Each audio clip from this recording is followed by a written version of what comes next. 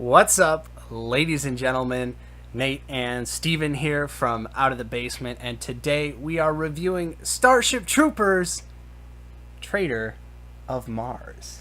This is the new animated Starship Troopers film. I believe this is the 5th entry into the franchise, and boy, was it bad. So let's just jump right into it. We're going to try and be as brief as possible, pretty much spoiler free if I had to say. Steve, what did you think of Starship Troopers Traitor of Mars? Oh, where to begin? It was the movie was probably only like 90 minutes, and boy were we suffering. I kept looking over at you, just like in hope that like maybe you were having a better time than I was, because I was miserable. Yeah. I was falling asleep. Not gonna lie, I fell asleep when Diz and Rico were just mingling in the desert together. I straight up, I was like, I really wanted to be like, come on, let's get out of here. But like you would turn to me and you'd be like kind of laughing and shit. I was like, oh, he's enjoying this, so I guess we can't leave. it was like the insanity laugh, you know? Yeah. Like when you're at the breaking point. I mean, I definitely had a few of those throughout the movie myself, but We weren't particularly excited for this movie, but we were both free tonight, and I was just kind of like, hey, we should just go check it out, because Fathom Events put on a screening tonight, a one-night screening for the movie, because it's coming out on Blu-ray and everything September 19th. So we got to see it almost a month early, which is pretty neat. They played a nice little half-hour like making of documentary before the actual show started, and they were really fluffing it up. Yeah. Really hype. I mean, as to be expected. Right. You got Casper Van Dien there, and the original writer. They're just hyping this movie up. I'm like, you know what? Maybe it won't be so bad. Yeah, like, you know, we could tell from the little clips and stuff. We were like, okay, the animation is not the best, which is very obvious right from the get-go. It's pretty low-budget animation, but were we wrong? Were we proven wrong? And boy, did it just not let up. So, Steve, we've got some notes here. Why don't you go ahead and let's start with the good. Let's start with what we liked from Starship Troopers Traitor of Mars. Not much. There's only 2 things we wrote down, and one's not even like a solid actual. Doesn't even actually count. Yeah. But the first one is that the mech suits that they were wearing, the mobile infantry that they were wearing, pretty cool. Yeah, cool Pretty designs. Cool kind of looked a little Halo-y, yeah. I thought. Yeah, I got a really big Halo vibe from this whole thing. Yeah.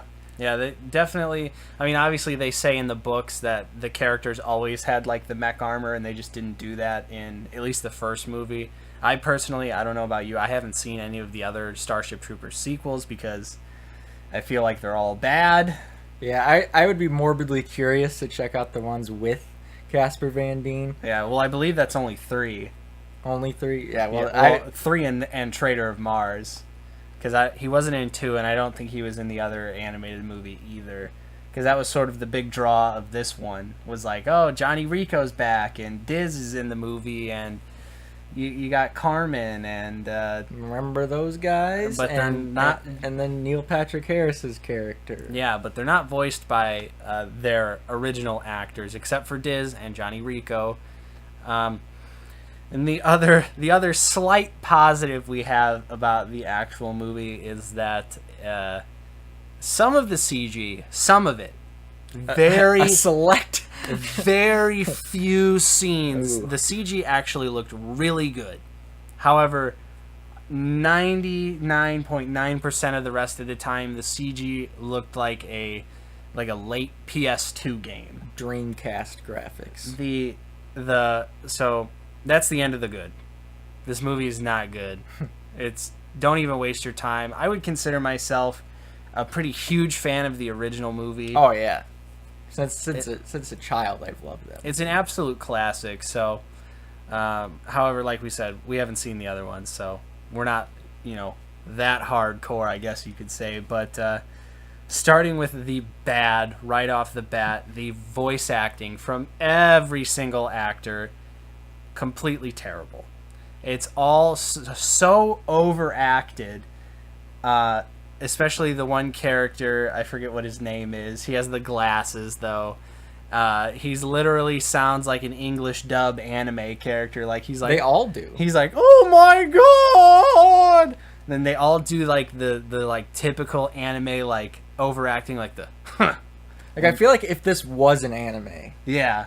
then it would be fine. Which I mean, I guess it sort of is in a way, but like, you know, it's not like there's a Japanese audio track to listen to. It's like you get the shitty English dub, and that's all you've got. Casper Van Dien specifically is just so over the top with Rico in this movie. His voice is so gruff, and they repeat the same lines throughout the movie. The same classic lines like, "Come on, you apes," and "Kill 'em all." I thought some scenes and some of the lines calls to mind of The Room, how they would repeat things over and over again, like that one scene with Diz where he's like, "Are you sure I'm not dead? Or am I dead?" Yeah, I'm like, "Am I dead? Am I not dead? Are you sure I'm not dead?" Yeah, and even the character Diz is like, "Will you fucking stop asking me that?" It's like so fucking unbelievable. Because he said it twice. I was like, "There's no way he's gonna say it again." Yeah. And then he said it again. I was like, "Jeez." And like I said, they literally say "kill 'em all" and "do you apes want to live forever?" Probably at least 50 times in the movie. They just keep repeating those lines over and over again. This movie really feels like a Starship Troopers fan fiction. Yeah. Like someone that's on YouTube that worked really hard, and it would be impressive if it was like a YouTube video, but as a full direct-to-video technically release, had a limited theater run. It's just fucking bad. I don't think playing it in theaters did it any justice at all. So yeah, the animation is completely abysmal. For the most part, it's clunky. The facial animations are very rigid and just felt old. Like, and the lip sync was off by like just a second, and everyone sort of had like their lips. Did you notice this? Their lips were like above their teeth almost always. Like you could see their teeth like clear as day. Just was bad facial animation for the most part, and a lot of times the action was pretty clunky because of how it felt. It's kind of like Butt Ugly Martians. Yeah. I would say that's a pretty good. That's a good comparison. That's how the animation was, and Butt Ugly Martian though was like, you know, fucking 15 years ago. But I would even wager to say that Beast Wars looked better than a lot of these shots. Yeah, a lot. I mean, a lot of the shots, it was like they tried to make everyone's faces look decent, and then they were just like, fuck everything else, and so everything else was like, and their faces didn't even look good. Yeah. It's like they spent all this time like trying to make their faces look decent that they forgot to animate the rest of the movie, and it just was pretty shitty. And also randomly throughout the movie, there's just live action scenes. Yeah, there's like a couple weird live action moments that take place on like the Federal Network, and they try and do like the political satire that was so excellently done in the original movie, and it just fails. It just falls flat here. It's not the same. Well, because it's very in your face, and it just spells it out. Yeah. Like, there's no, like... It's not subtle, which is really strange because, you know, this movie was written by the original writer. He lost it. Yeah, most certainly, because I don't think he knows what Starship Troopers is about, because this movie is, like, all action, all fighting, none of the subtle humor, sort of the political commentary that the original movie had, like the war and military message of the original. All of that is gone. It's safe to say that the first one is lightning in a bottle. Yeah. And I'm sure the rest of them really suck ass, because this was fucking painful. It was painful. But as I said, I am morbidly curious to check out Marauder. I think that's number 3. The one he's in. Marauder. Just to, I don't know. So let's talk about the story, if you could call it the story. So the basic premise of the movie is that Johnny Rico has been demoted, and he is stationed on Mars for some reason. You don't find out why, and the only reason you would know he actually got demoted was if you watched the behind the scenes footage that played for us before the movie that will presumably probably be a featurette on the Blu-ray. Yeah. But they don't tell you anything. He's just randomly there. Randomly, bugs start showing up, and you're just kind of like, what the fuck is going on? They always slip out of these, like, near-death situations, which is obviously commonplace for a lot of movies. But they're like, look down here, look over here, or look at this, Rico. It's just like thousands of arachnids swarming, and then they it's almost like shot by shot, like they're this close in one shot, and then the next shot they're like back here, and they still have plenty of time to escape. And they always conveniently have a ton of ammo and weapons to defend off the bugs. So they're literally, like Steven said, there'll be like 1,000 bugs on screen, and then they'll randomly all have nukes again, or all have enough ammo to defeat them, or someone else shows up to save the day, or just Johnny Rico is invincible, and he just kills whoever he wants, survives large explosions. Like, he literally got a plasma shot directly on him, and nothing happened. Oh, that's right, yeah. He just kind of like crouched and was like, oh, I'm fine now.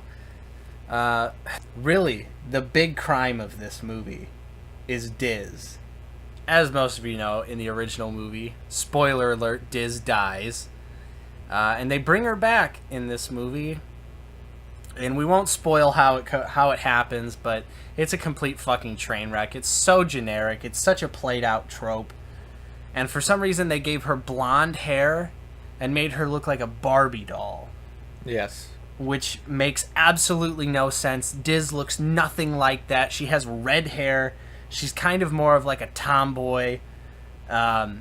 Which made her so awesome because she kicked so much ass in the original movie. And then they just like made her like really pretty, and again with the blonde hair, it was just really just like a Barbie doll, like you said. It was off. It was just weird. It didn't feel like Diz, even though it was the original voice. It was the voice of the original actress, but like it just didn't even feel like her at all. This movie just didn't even feel like Starship Troopers in the slightest. I think we should say that.